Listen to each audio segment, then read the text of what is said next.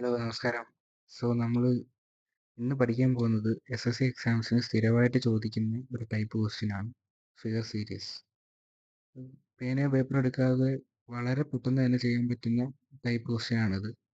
എന്നാൽ ചില ക്വസ്റ്റ്യൻസ് കുറച്ച് ട്രിക്കി ആയിട്ട് വരാറുണ്ട്. അത് നമുക്ക് കുറച്ച് ടൈം കൺസ്യൂമിംഗ് ആയിട്ട് വരും.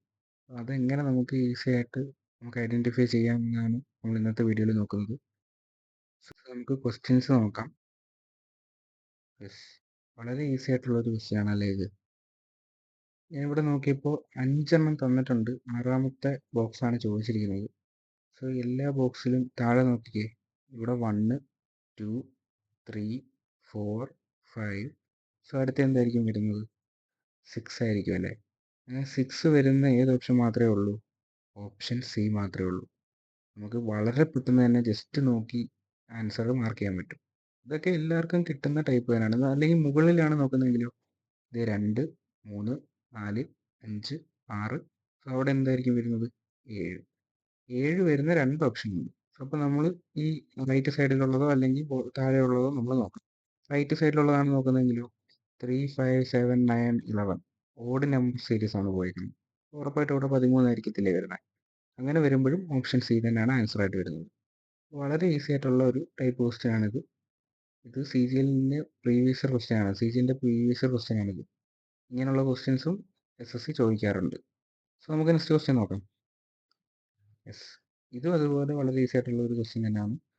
സോ ഞാൻ ഈ പാറ്റേണിൽ നടുക്കൊരു സർക്കിൾ കാണുന്നുണ്ട്. സോ ഉറപ്പായിട്ടും അടുത്ത ഫിഗറിലും ഒരു സർക്കിൾ കാണും. നമുക്ക് ഓപ്ഷൻ 2 നോക്കിക്കേ. സർക്കിൾ ഇല്ലല്ലോ, നമുക്കത് എലിമിനേറ്റ് ചെയ്യാം. ബാക്കിയുള്ള ഓപ്ഷൻസ് നോക്കാം. ഇവിടെ ഞാൻ ഫസ്റ്റ് ഫിഗറിൽ മുകളിൽ 2 എണ്ണം കാണുന്നു. സോ അടുത്തതായപ്പോൾ 3 ആയി. പിന്നെ അത് 4, 5. സോ അടുത്തത് 6 കാണത്തില്ലേ? സോ അങ്ങനെ വരുമ്പോൾ ഫസ്റ്റ് ഓപ്ഷൻ അല്ല, അത് ഉറപ്പായി. പിന്നെ തേർഡ് ഓപ്ഷനും അല്ല. നമുക്ക് എന്ത് പെട്ടെന്നാണ് നമ്മൾ ആൻസർ നമ്മൾ മാർക്ക് ചെയ്തത്. സോ 6 എണ്ണം വരണം, അതുപോലെ നടുക്ക് സർക്കിളും വരണം. ഇനി ഈ സൈഡിലത്തെയാണ് നോക്കുന്നതെങ്കിലോ ഫസ്റ്റ് ഫിഗറിൽ ഈ സൈഡിൽ വെർട്ടിക്കലായിട്ടുള്ളത് 4 എണ്ണം കാണുന്നുണ്ട്. 1, 2, 3, 4. 4 എണ്ണം കാണുന്നുണ്ട്. അടുത്തതായപ്പോൾ അത് 3 ആയി. പിന്നെ അത് 2 എണ്ണമായി. പിന്നെ ഒരെണ്ണമായി.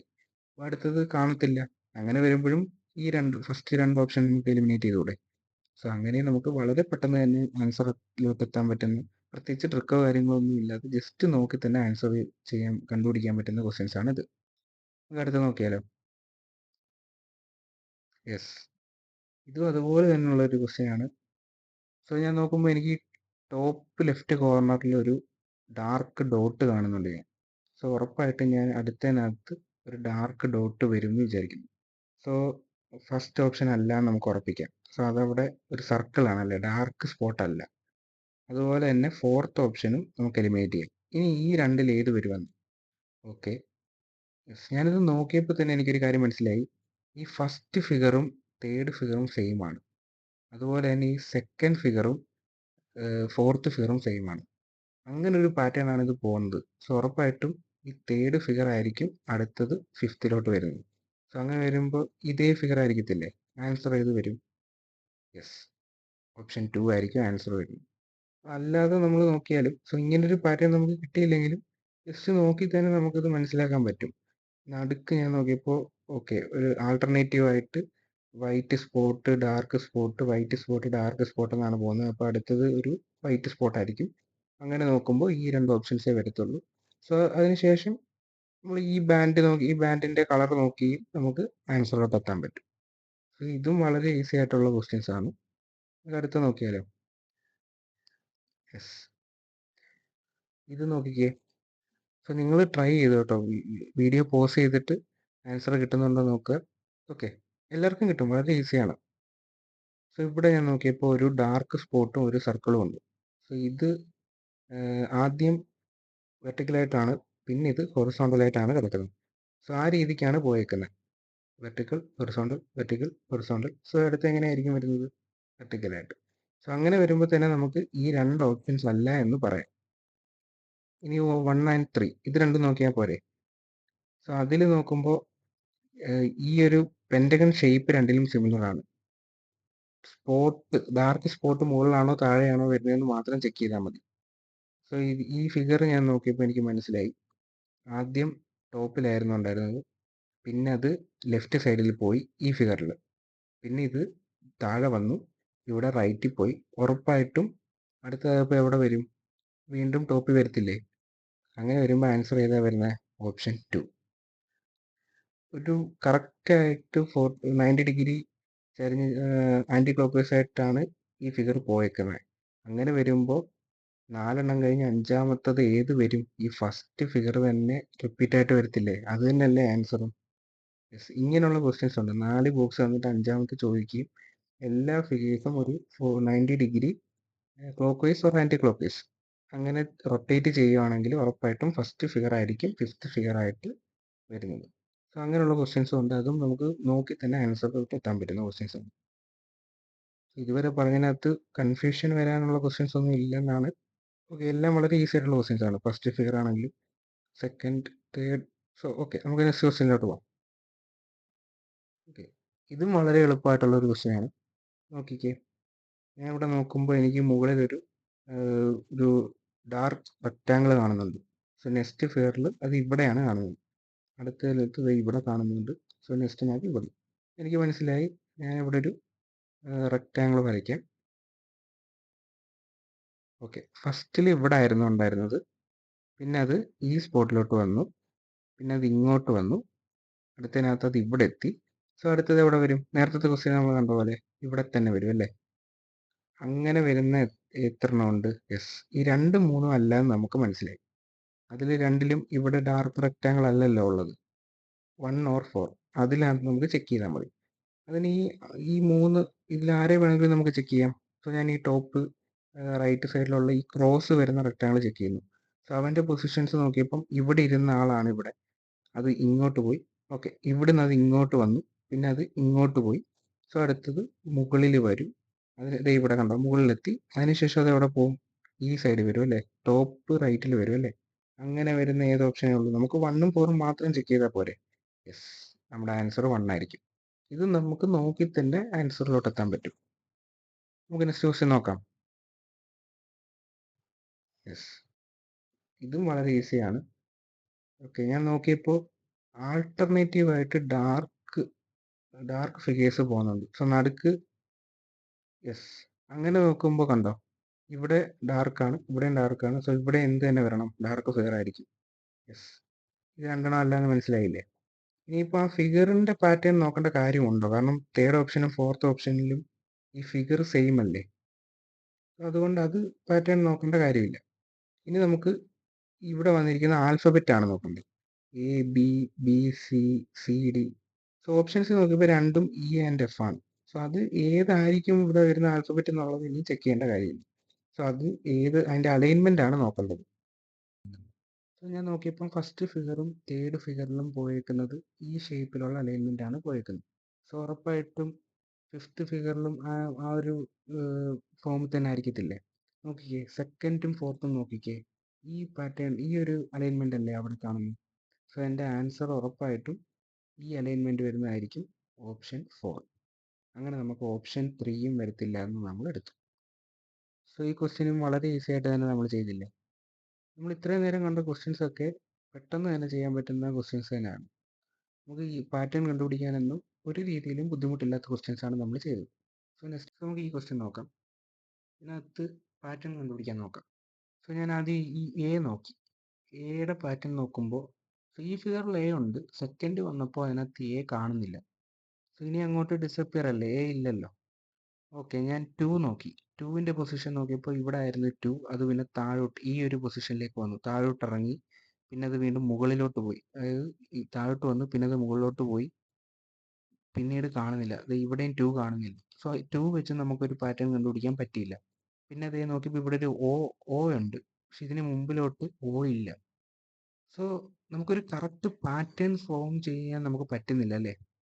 ഞാനിവിടെ ഈ ട്രയാങ്കിൾ നോക്കിയേ. ട്രയാങ്കിൾ നോക്കിയപ്പോൾ സെക്കൻഡ് ഫിഗറിൽ അത് മുകളിലോട്ട് പോയി. പിന്നെ അത് താഴോട്ട് വന്നു. പിന്നെ അത് മുകളിലോട്ട് പോയി. സോ അപ്പോൾ എന്തായാലും അടുത്ത് താഴോട്ട് വരണം. അങ്ങനെ ട്രയാങ്കിൾ താഴെ വരുന്ന ഒറ്റ ഓപ്ഷൻ അല്ലേ ഉള്ളൂ, ഓപ്ഷൻ 1. അങ്ങനെയാണ് നമ്മളത് ആൻസറിലോട്ട് എത്തുന്നത്.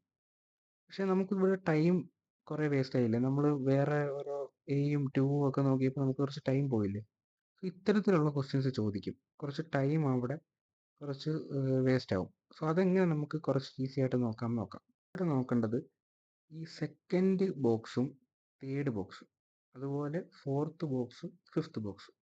ഓക്കെ, ഈ തേർഡ് ബോക്സിലുള്ള ഓരോ 2 സി ഡി ട്രയാങ്കിൾ. സോ ഇതൊക്കെ സെക്കൻഡ് ബോക്സിനെ എന്ത് റീഅറേഞ്ച്മെന്റ് ചെയ്തിട്ടാണ് ഇത് വന്നിരിക്കുന്നത് നോക്കണം.